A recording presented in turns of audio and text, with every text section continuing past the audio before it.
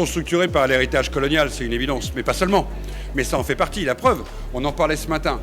Beaucoup de pays, on voit leur population qui sont dans l'impossibilité de pouvoir voyager, alors que d'autres pays, il n'y a aucun problème pour voyager. En gros, les pays du Nord et l'Occident peuvent voyager dans le monde entier, alors que les pays du Sud peuvent difficilement voyager. Vous voyez bien qu'il reste des héritages coloniaux. Mais il n'y a pas que ça. Les enjeux économiques aussi sont importants. L'enjeu de classe, dans certains pays du Sud, les élites politiques ou les élites économiques peuvent voyager librement.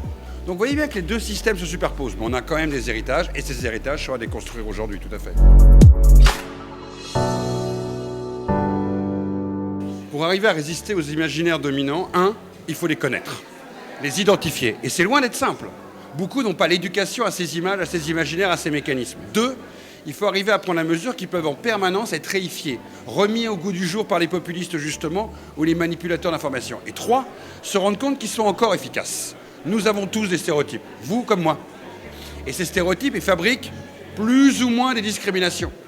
À nous de prendre la mesure de la chose, sinon, demain, on va se retrouver avec ceux qui auront les moyens de nous imposer un regard sur le monde. Et ce regard sur le monde sera un regard segmenté, discriminant, et quelque part qui minorera une grande partie de la population du monde.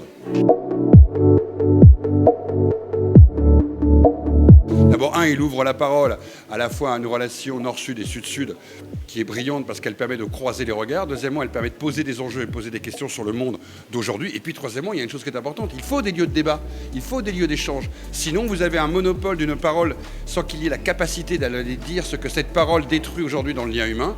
La meilleure manière d'arriver à se comprendre, c'est de se parler. Si vous ne me parlez pas et je ne vous réponds pas, le monde n'existe pas. Parlons, mes amis, et faisons des images.